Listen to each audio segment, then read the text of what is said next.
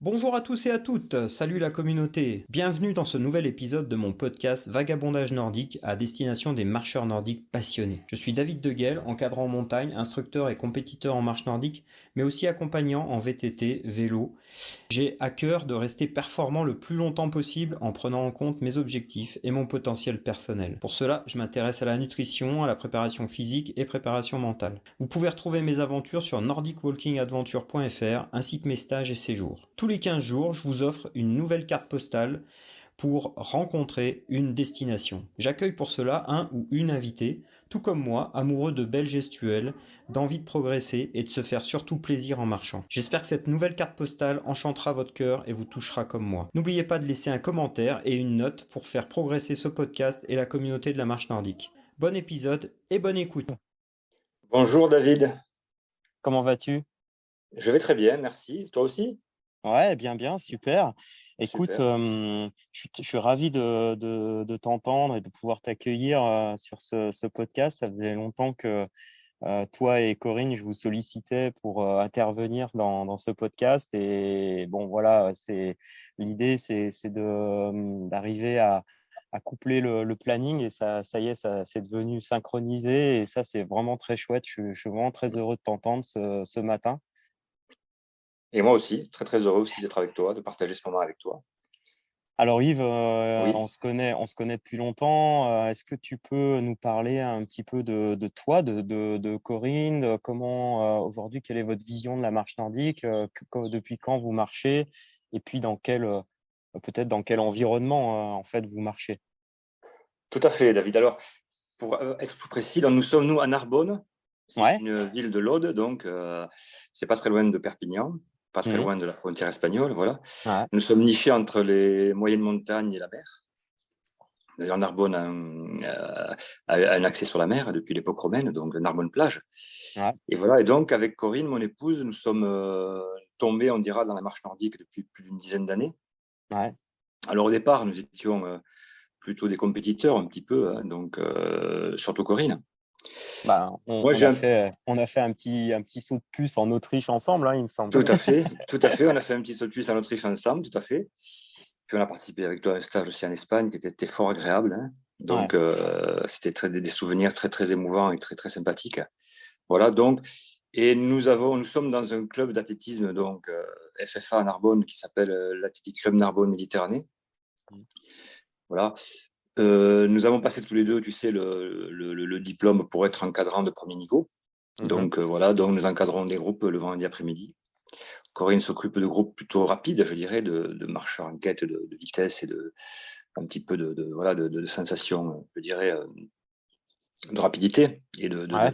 de technique aussi. Et moi, Mhm. j'encadre plutôt des gens, un groupe plutôt d'athlètes santé, donc des gens qui sont des retraités pour la plupart et en recherche d'une nouvelle condition, d'une nouvelle forme. Et puis, il y a le côté convivial, tu sais, donc de la marche Mhm. nordique qui permet aux gens de se retrouver, de se rencontrer aussi et de Mhm. créer des liens. Voilà.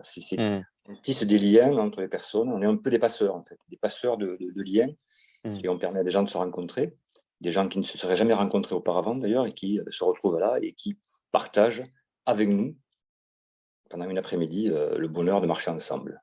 Mhm. Voilà, donc, et donc notre région nous offre beaucoup de possibilités justement d'évoluer puisque nous avons la mer pas loin, nous avons la plage, nous avons les moyennes montagnes, les corbières, nous avons aussi la Clappe. Nous avons quand même des chemins assez difficiles parce que bon, c'est un terrain très très sec, très caillouteux, mais en même temps, il fait toujours du ciel bleu, hein, un Mhm. petit peu de vent parfois.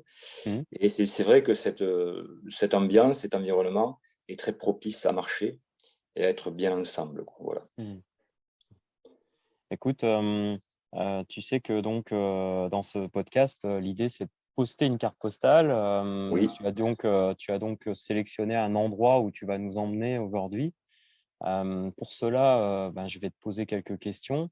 Je vais oui, te guider dans une visualisation qui est un outil de préparation mentale que j'utilise à d'autres moments. Mais l'idée, c'est d'aller un petit peu rechercher dans ta bibliothèque toutes tes sensations sur cette zone là où tu vas nous emmener. Donc, je vais te poser la première question. Euh, Quand on va sur cet endroit là que tu as choisi, et déjà, où est-ce que c'est? Et qu'est-ce qu'on voit? Qu'est-ce que l'on peut déjà, en ouvrant les yeux, observer? Et bien, dans l'endroit où je vais t'amener, si tu veux, on quitte d'abord une route départementale qui est relativement large et on prend une toute petite route qui nous mène dans un endroit niché dans les Corbières, entre les collines. Et cet endroit, c'est une abbaye cistercienne qui a été fondée, je crois, en 1090 ou 91 et qui est là comme un bijou, si tu veux, ancré dans ce site. Et donc, à partir de là, on peut, tout autour de l'abbaye, par divers chemins, partir à la découverte un petit peu de ce paysage, de cette nature qui l'entoure, et de se retrouver très très vite à l'écart de tout, et surtout dans un profond silence. Et ce profond silence permet justement, peut-être tout en marchant, une méditation, et aussi un retour sur soi-même. Donc voilà, j'aime bien amener les groupes tous les ans dans cet endroit pour justement nous permettre de nous confronter à l'histoire riche de ce lieu et en même temps à la majesté des paysages qui l'entourent. Voilà. Quel est son nom alors, cette abbaye? Alors, oui, il s'agit de l'abbaye de Fontfroide. C'est une abbaye qui n'est plus maintenant occupée par des moines, qui a été, je crois, les derniers moines sont partis dans les années 1900. Et donc, ensuite, elle a été un petit peu laissée à l'abandon, cette abbaye.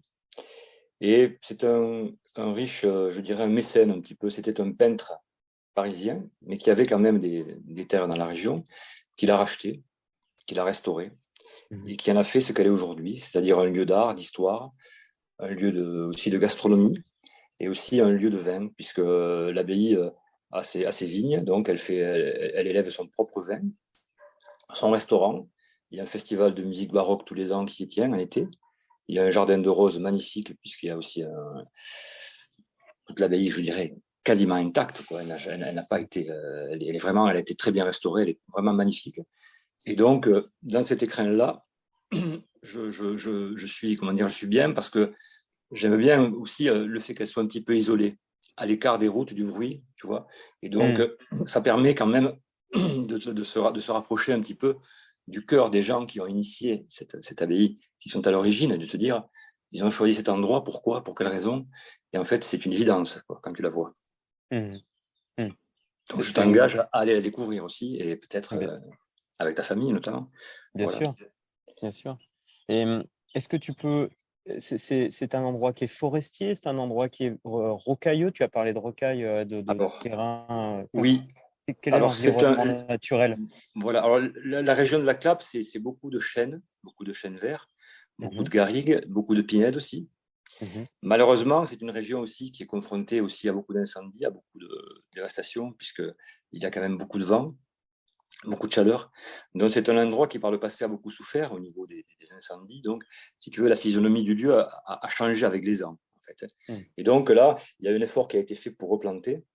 Et en fait, maintenant, on y trouve donc du chêne, on y trouve des pins, des chemins rocailleux, de la garrigue, tout ce qui fait un petit peu, tu connais la Provence, mais imagine la Provence, mais c'est la même chose ici. Voilà, donc le même terroir, en fait. Très sec, très rocailleux, très chaud, mais très chaleureux également. Voilà. Et pour continuer sur notre carte postale, pour ouvrir une nouvelle fenêtre, qu'est-ce qu'aujourd'hui, alors tu parlais de silence, tu parlais de recueillement, mais qu'est-ce qu'on peut entendre du coup et quand on se met en route, quand on marche sur cet endroit? Déjà, oui, quand on se met en route, bon, il y a le profond silence du lieu lui-même, puis c'était un lieu de recherche de quête spirituelle, dont les gens qui étaient là pour s'isoler et pour se rapprocher de Dieu, bien sûr. Donc, pour se rapprocher de Dieu, ben, la seule interférence, c'est le lien du ciel. Mais c'est vrai que quand on commence à partir de l'abbaye sur les chemins qui l'entourent, bien, on va d'abord découvrir des senteurs, des odeurs de garrigue, de thym, de romarin. On va écouter les oiseaux aussi, les oiseaux qui chantent. On va y voir de temps en temps, selon la saison, peut-être des lapins, des grives, tu vois, tout ce petit gibier qui fait la richesse aussi de ce terroir. Et aussi, en continuant sur le chemin, eh bien, on est bercé par 1000 petits bruits qui sont parfois des cigales aussi, puisque bon, qui sont parfois, mais on est bercé par 1000 petits bruits qui nous permettent de vraiment être en contact et en harmonie avec cette nature. Voilà. Donc, mais souvent, ce sont des bruits qu'il faut aller chercher, il faut tendre l'oreille aussi. Il faut tendre l'oreille et être vraiment, comment dire, sensible à ce que cette nature a à nous offrir. Voilà. Donc, il n'y a pas de brouhaha autour de nous, mais simplement tendre l'oreille, écouter le petit bruit par-ci, le petit son par-là, respirer cet air, respirer cette senteur, ces senteurs qui nous entourent. Voilà, c'est tout simplement ça, quoi. Je veux dire. C'est un cheminement, en fait. C'est ce cheminement qui nous permet de nous mettre vraiment en contact avec ce qui nous entoure. Et justement, par rapport à ça, par rapport à la marche nordique et à l'écoute de soi et à l'écoute de son environnement, qu'est-ce qu'aujourd'hui quelle est ton approche par rapport à ça? Parce qu'on sent ta sensibilité Oui, par rapport à ben, ça. la marche nordique, si tu veux, c'est vrai qu'au départ, c'est quelque chose qui est plutôt, je dirais, bruyant. Le bruit des bâtons seulement. Quand ils tapent le sol, c'est quelque chose de bruyant. Donc il faut être... déjà, il peut y avoir une certaine gêne par rapport à ça. C'est vrai que la marche nordique, elle est quand même, je dirais, pour les gens que j'amène, hein, pour les gens avec qui je suis et que je promène, je dirais. Hein. D'abord, c'est un effort à faire, c'est un effort à accomplir, parce qu'en plus, ces secteurs-là de l'abbaye, c'est des secteurs qui sont quand même très, comment dire, ce n'est pas des chemins plats. Il y a beaucoup de côtes, il y a beaucoup tu vois, il y a beaucoup souvent des monotraces aussi, souvent des passages délicats. Donc ces gens-là, ils sont soumis à un effort quand même, tu vois. Et c'est en allant au-delà de cet effort, quand la pratique devient de plus en plus régulière, qu'on va commencer, je pense, à ressentir ces choses-là. Mais c'est vrai qu'au départ, la marche nordique, c'est quelque chose quand même un petit peu difficile à prendre en compte pour soi, ne serait-ce qu'à utiliser les bâtons, déjà, tu le sais. Donc, au départ, les gens qui viennent avec nous sur les chemins ont cette première, si tu veux, cette première découverte, cette première rencontre à la marche nordique, qui fait qu'il est difficile pour eux de ne pas être concentrés dans ce qu'ils font. Donc, la découverte de ce qui va les entourer, le plaisir qu'ils vont prendre à être à cet endroit, viendra, je pense, un petit peu plus tard. Puisqu'au départ, pour eux, c'est un effort qui est nécessité, tu vois. C'est un effort qui est demandé. Et donc, je pense que c'est quand même, comment dire, enrichissant d'apprendre quelque chose et en même temps d'apprendre d'autres choses par la culture, par ce qui nous entoure, par la richesse de notre pays, par la richesse de notre histoire. Et donc, il faut faire un mix de tout ça, harmonieusement. Et après, ce qu'on va en retirer, je pense, c'est après. C'est les souvenirs qui vont nous en rester, en fait. Dans l'instant, on est tous dans l'effort, un petit peu, on est tous dans le dur, parfois. Et donc, on laisse échapper peut-être ce qui nous entoure, un petit peu, tu vois. Voilà. Je sais pas comment tu... Et en même temps, ça veut dire aussi que on est plus amené à finalement à écouter son corps, à voir comment il fonctionne, et du coup on rentre en symbiose avec ce lieu finalement. Oui, voilà. On écoute son corps, on est attentif à sa demande, hein, et aux réponses qu'on peut lui donner. Et donc on va rentrer en symbiose forcément avec ce qui nous entoure. Et puis on va épouser l'endroit qui nous entoure, puisqu'on va épouser les formes du terrain, on va épouser les formes des passages qu'on va faire, on va épouser toute la physionomie du parcours. Donc à partir de là, il faut être en totale, je dirais, confiance et se laisser guider, tout simplement. On continue toujours à ouvrir des fenêtres pour compléter la carte postale. Quelle sensation on va retirer de ces chemins-là qu'on va parcourir autour de cette abbaye en termes de ressenti avec le bâton, le sol? Tu parlais donc de rocaille. Ça veut dire que ça implique certainement des ressentis sur le planté du bâton, etc. Est-ce que tu ressens ça et est-ce que tu peux nous en parler un peu? Oui, alors, ce qui est difficile justement dans ce type de terrain, c'est justement de planter du bâton, c'est de bien être en harmonie avec le mouvement que l'on veut faire et vraiment être en phase avec ce que demande la marche nordique.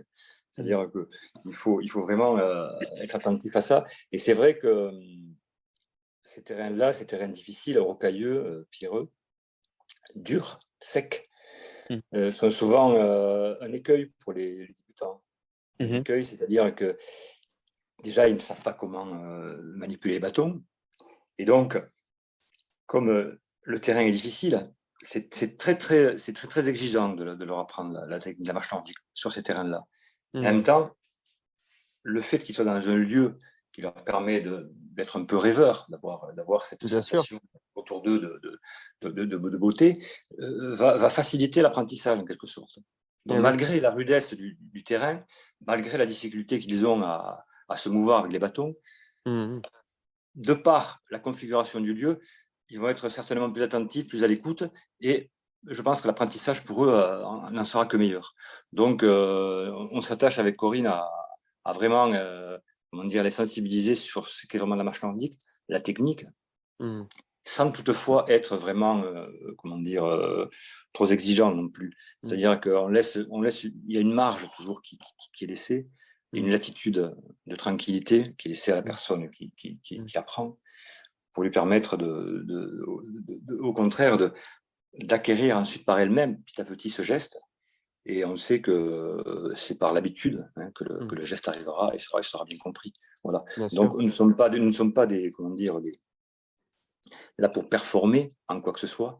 Nous sommes simplement là pour les conduire sur une voie qui leur permettra d'être bien, de se sentir bien, d'apprécier la marche nordique pour ce qu'elle est, pour les bienfaits qu'elle donne, pour la santé notamment, physique, mais aussi mentale, puisqu'en même temps, il y a comme une euphorie qui peut être créée. L'effet de groupe aussi fait ça, puisque l'effet de groupe nous permet d'être tous ensemble et dans le même conduit là. Et tous ensemble, justement, il y a cette... certains appellent ça, tu sais, une égrégore un petit peu. Je ne sais pas si tu connais ce terme d'égrégore. C'est cet égrégore qui est créé par un groupe, par l'effet de groupe, et qui nous permet en même temps d'avancer ensemble, dans la difficulté, parfois, mais de toujours apprécier ce qu'on fait et de toujours être surtout très heureux à la fin. J'adore cette approche parce que ça me fait dire qu'aujourd'hui, quand on fait de la marche nordique, il est culturellement, on cultive l'adaptation par rapport à son environnement. Et je trouve que ce que tu évoques image bien et structure bien aujourd'hui cette notion d'adaptation. Je ne sais pas ce que tu en penses. Oui, mais voilà, voilà, nous proposons, tu sais, donc, mis à part le fait que les circuits de l'abbaye sont vraiment nos favoris, pour ce qu'on y trouve, pour la richesse qu'ils proposent, pour aussi la particularité du lieu. Mais nous proposons toujours à nos marcheurs, justement, ce type de sortie dans divers endroits pour leur permettre déjà de découvrir toute notre région, d'avoir déjà un œil sur tout ce qui les entoure. Tu sais, souvent, on n'a pas besoin d'aller très très loin pour découvrir des choses magnifiques. Et en même temps, pour leur donner envie de continuer à marcher, leur donner envie d'être bien, quoi. Ce bien-être que procure la marche nordique, et tout en étant ensemble surtout et heureux, quoi. Voilà. Enfin, je pense que c'est un formidable outil pour être heureux, la marche nordique. Le sport en général, je dirais, mais la marche nordique en elle-même, puisqu'elle permet à des gens qui n'avaient jamais pratiqué de se mettre au sport, de se mettre à une activité physique, et là, de par le groupe, d'être entraîné par le groupe.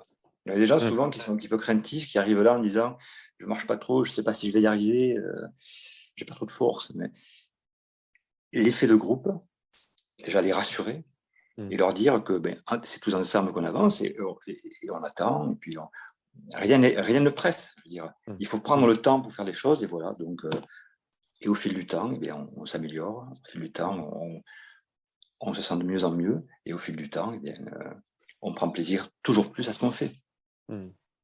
Voilà. Je suppose que cet endroit, tu le chéris aussi par les périodes où tu y vas et que que finalement cet endroit se modifie au fur et à mesure des saisons, certainement, Tout à parce fait. qu'il y a des espèces végétales différentes, donc elles évoluent au fur et à mesure des saisons. Et si, parce que ça, tu as commencé un petit peu à l'évoquer, mais tu sais, sur le parti, quand on respire, qu'est-ce qu'on va humer en fait comme odeur dans ces forêts de chênes, alors tu parlais de Provence, de garrigue, je suppose. Est-ce qu'il y a il y a des choses là qui t'évoquent là, des images qui peuvent te venir quand tu respires dans cet endroit-là? Eh bien, oui, je dirais que en fait, oui, chaque saison, pardon, a ses senteurs, Mm. chaque saison a ses particularités. Mais c'est vrai que la saison que j'affectionne le plus pour marcher dans ce lieu, c'est au mois de mai, c'est l'époque du Mhm. printemps, justement par toute cette floraison qui arrive. Et Mm. puis, j'aime aussi beaucoup la garrigue par ses odeurs de thym, Mm. romarin, ces odeurs qui nous rappellent vraiment les odeurs particulières du Sud, quoi, tu vois, de Mm. cette richesse. Et donc, ces senteurs-là, et puis tout un tas de senteurs qui arrivent à mes narines que je ne sais pas forcément définir, tu vois. Mm. Je ne sais pas forcément définir d'où elle provient, ce qu'elle est réellement, mais si tu veux, c'est des senteurs qui sont imprimés dans mon cerveau, je dirais, depuis mon enfance. Mm. Depuis mon enfance, je vis ici. Donc, c'est des souvenirs de mes parents, de mes grands-parents. C'est des Mm. souvenirs, tu vois, de ma famille, de mes Mm. ancêtres, des gens qui ont disparu. Mm. Mais tu vois, c'est des souvenirs qui viennent se mêler aussi à la marche, qui viennent se mêler Mm. à ces moments. Et dans cet endroit particulier, ben, j'y retrouve un petit peu tout ce qui a fait mon enfance, qui m'a fait devenir un homme et qui m'a fait grandir. Voilà. Donc, Mm. et si tu veux, c'est des souvenirs olfactifs, c'est des souvenirs. Ces souvenirs-là sont indélébiles puisqu'ils sont imprimés dans ma mémoire. Et ils me ramènent toujours à quelque chose de précis, tu vois, à un moment que j'ai vécu, que j'ai Mm. connu. Voilà, donc, et j'aime, c'est pour ça que j'aime tant aussi y revenir. Mm. Et ton groupe, quand Oui. il respire ça, est-ce que tu vois tu vois un petit peu un petit peu des effets comme toi tu vis aujourd'hui? Est-ce qu'il y a est-ce que Écoute, les gens, toujours, oui, ouais, est-ce que tu les, les- décèles les- des choses? Ouais. oui, je décèle, si tu veux, que les gens, déjà, les gens sont heureux, les gens sont, je vois dans leur regard, dans leur sourire, dans leurs yeux, si tu Mm. veux, qu'ils ressentent vraiment quelque chose. Et puis, souvent, tu les entends plus ou moins s'émerveiller du lieu dans lequel ils passent. Et souvent, tu sais, ce sont des gens qui ne sont pas originaires de notre région. La D'accord. plupart des gens sont des retraités qui viennent d'autres régions de France et qui ont choisi le Sud pour passer leur retraite parce que le soleil, tu vois, le temps Mhm. sec, Ouais. voilà, la mer. Et ils te disent vraiment, on découvre des choses qu'on n'aurait pas imaginé découvrir, en fait, tu vois. Et s'ils se sont arrêtés à cet endroit-là, à ce moment-là de leur vie, ça veut dire qu'ils ont ressenti que c'était là qu'il fallait qu'ils finissent leur vie ou qu'ils vivent, ou Mm. qu'ils poursuivent leur vie, pardon, tu vois. Mais je veux dire, Mm. donc, ce que je décerne dans leur regard, dans leur sourire, dans leurs émotions, c'est ça. C'est le fait de se dire, ils sont arrivés ici, ils aiment ce pays, ils vont y rester, et on leur fait découvrir tout ce qu'il y a alentour à découvrir. Voilà. Et Mm. donc, je pense que les émotions qui sont en eux, on en parle parfois, ben, elles ressortent au moment où ils vont traverser un petit ruisseau, où ils vont traverser entre deux rochers, où ils vont gravir une petite côte et puis ils vont arriver en haut d'un sommet. Ils vont apercevoir tout en bas l'abbaye bien nichée dans sa vallée.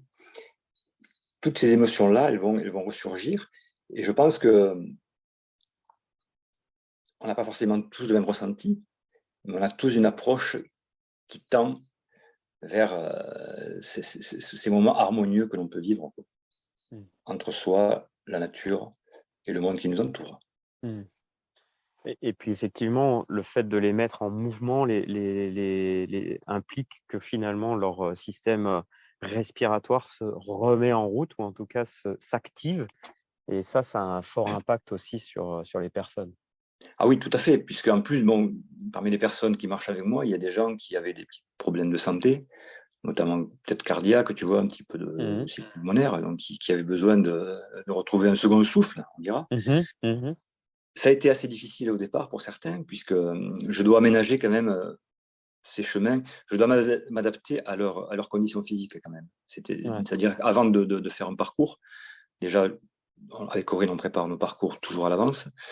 On n'a pas forcément les mêmes, puisque son groupe est beaucoup plus performant que le mien. Donc, on s'adapte tous les deux à choisir des parcours qui sont adaptés à nos marcheurs. On sait malgré tout que c'est sportif, donc on les fait un petit peu quand même, on les amène, si tu veux, dans une zone de confort pour eux qui n'est pas forcément la leur habituellement. Donc on les sort de leur zone de confort, puisque ils ont besoin de ressentir des choses en marchant. Donc il faut qu'il y ait un effort physique qui soit fait, mais ils sont demandeurs de ça. Et c'est vrai que je suis sensible au fait que certaines personnes, qui ont des petits soucis de santé, d'y aller précautionneusement, tu vois, et de leur permettre de s'adapter à ce que je leur demande, à ce qu'on va faire le plus facilement possible. Voilà. Donc, c'est vrai que il faut être vigilant par rapport à ça et ne pas faire n'importe quoi, ne pas amener les gens sur des chemins trop difficiles, ne pas leur faire des distances non plus incommensurables. Il faut en permanence s'adapter à eux, notamment aux plus faibles d'entre eux. Et à partir de là, on construit quelque chose autour de ça et puis on essaie de vivre un moment harmonieux, agréable, sportif aussi, parce que c'est important, qu'il y ait un certain effort. Et la plupart des gens qui viennent avec nous ont le goût de l'effort. Même s'ils n'ont pas la condition vraiment qu'il faut pour l'accomplir, ils ont le goût de cet effort et ils vont aller jusqu'au bout pour l'accomplir. Voilà. Donc, c'est quand même un travail, disons, il faut être au petit soin, je dirais. Tu sais ce que c'est, hein, puisque tu encadres beaucoup de groupes. Donc, en étant au petit soin, il faut les amener harmonieusement à aimer ce qu'ils vont découvrir, à leur parler un petit peu d'histoire, à prendre des fois le temps de s'arrêter pour observer quelque chose, pour regarder, pour écouter, pour sentir. Et puis, surtout, une fois que la séance est terminée, de se dire qu'est-ce qu'on est bien ensemble, qu'est-ce qu'on était bien, et on a de se revoir. Voilà. Tu allais là sur le goût. J'aimerais rebondir là-dessus et j'aimerais t'entendre sur quel goût on garde en bouche quand on a parcouru cet endroit. Moi, je dirais que j'y retrouve, puisque ce sont des terroirs, en fait. Chez nous, il y a beaucoup de terroirs différents. Ouais. Moi, dans ce lieu, j'ai le goût du vin, un peu, tu vois. Le goût de la fraîcheur du vin blanc, par exemple. L'abbaye produit un très, très bon vin blanc, le chardonnay, notamment. J'ai aussi, alors, selon les saisons, à l'apéritif, par exemple, tu vois. Et puis, il y a aussi le goût du vin rouge aussi, tu vois. Avec un gibier, tu vois, avec quelque chose qui est un peu plus rustique.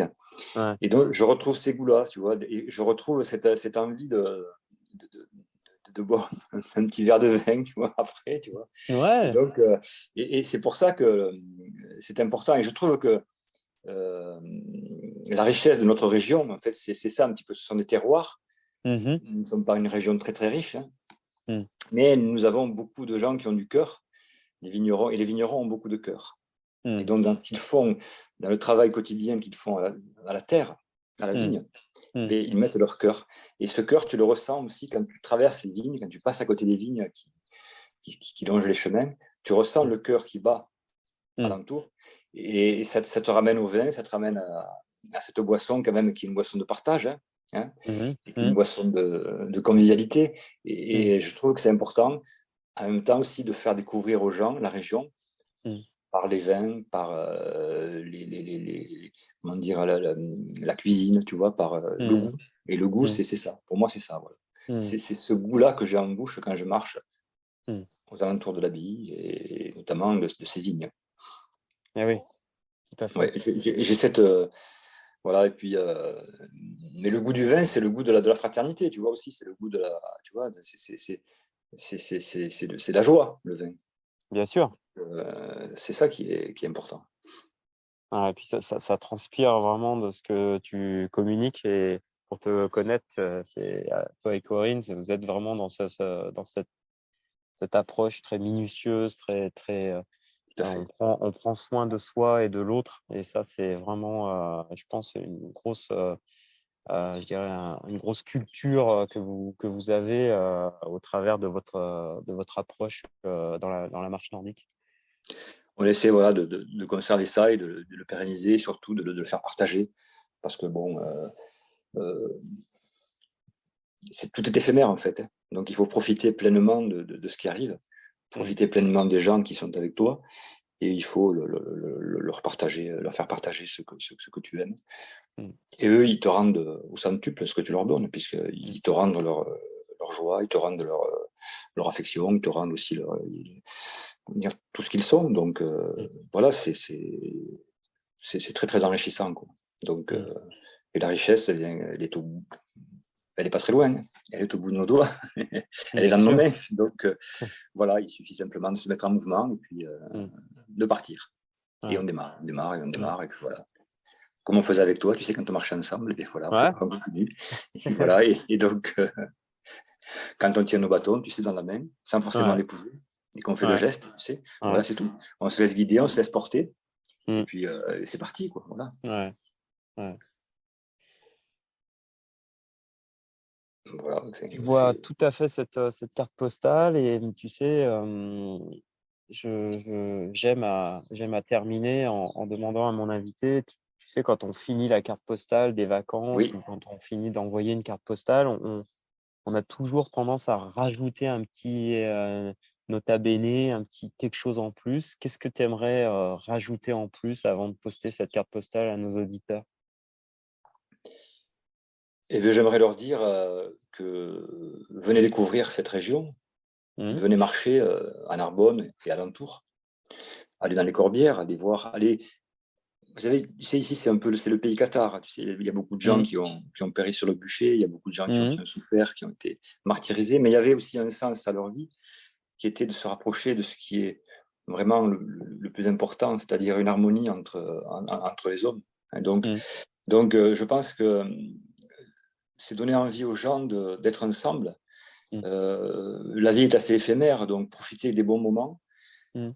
mettre de côté toutes les tensions, toutes les problématiques qu'on peut rencontrer dans notre vie, et surtout de partager ces moments-là avec tout notre cœur et tout notre amour, je dirais, et en même temps dans une totale humilité et simplicité. Voilà. Donc, je pense que ce qui rapproche tous les marcheurs nordiques, en fait, c'est ça, c'est le fait d'avoir deux bâtons, Mhm. de marcher Mhm. et d'être bien. Voilà. Et puis de ressentir vraiment, de se sentir bien physiquement, de se sentir bien mentalement. Et puis voilà.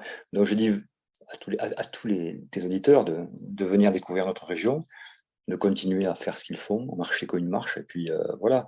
Mhm. Et simplement s'imprégner un petit peu de ce que je veux leur dire, quoi, Mhm. de venir à notre rencontre, en fait, voilà. Mhm. Et moi, ce serait un bonheur pour moi que de rencontrer quelques-uns de tes auditeurs à l'occasion, Ah, tu vois, voilà. Ce serait ah un vrai ouais, bonheur, voilà. mais Ma carte c'est postale, vraiment. je l'atteindrai comme ça. Vous rencontrer un jour, peut-être, pourquoi pas. Ben tu vois, je pense qu'on va clôturer sur sur ces mots-là parce que c'est vraiment l'objectif, c'est d'ouvrir à la rencontre et aux liens et créer des liens dans la communauté. Donc, c'est vraiment l'objectif de ce podcast. Et je pense que cette carte postale, qui sera d'ailleurs la clôture de la saison 1, puisque j'ai entamé cette saison 1 au mois de septembre dernier et je vais faire une pause donc au mois d'août. Donc, ça sera le dernier podcast que je posterai là pour juillet. Et donc, du coup, je clôturerai avec ta carte postale. Et, euh, et je tiens vraiment à te remercier, Yves, pour ce dernier post, cette dernière carte postale de la saison 1. Et avec beaucoup de justesse et de façon très précise, très minutieuse, comme vous l'êtes, toi et Corinne. Je, je vous remercie grandement de cette participation. Et je vous dis donc bonne marche. J'hésiterai pas à donner les coordonnées de ton club dans les commentaires, dans le descriptif du podcast. Comme ça, si les gens veulent D'accord. venir vous rejoindre hein, Bien sûr, bien sûr, pour aller bien sûr, marcher, bien sûr, vous bien avez des sûr. séances Tout à et fait. même en dehors des séances, je sais Bien que vous êtes sûr. des passionnés, que vous pratiquez régulièrement. Tout à fait, ouais. Tout à fait, avec grand plaisir, David. Et Eh c'était un bonheur ben, pour moi de te retrouver et de parler avec toi et ouais. d'échanger. Eh ben, moi aussi, ce bonheur est partagé. Je te remercie grandement. Je vous souhaite un très bon été et à très bientôt. Mais un très bel été à toi aussi, à toute ta famille et à très très bientôt, David. À très Merci. bientôt. Merci Yves. À bientôt. Merci David, à bientôt. Eh ben, écoutez, très bientôt, je poste cette dernière carte postale de la saison 1 et je vous donne rendez-vous pour le mois de septembre, pour la saison 2 avec plein de surprises et j'annoncerai tout ça à travers mes réseaux sociaux, ma page Nordic Walking Adventure. Voilà, comme ça, si vous voulez suivre, il n'y a pas de problème. Et aussi sur Instagram, vous pouvez repartager ce podcast au plus grand nombre et ça fera de plus en plus de marcheurs qui pourront découvrir de très beaux endroits tels que la carte postale que nous a partagé Yves. À très bientôt, bonne fin de journée et bonne marche à tous et à toutes.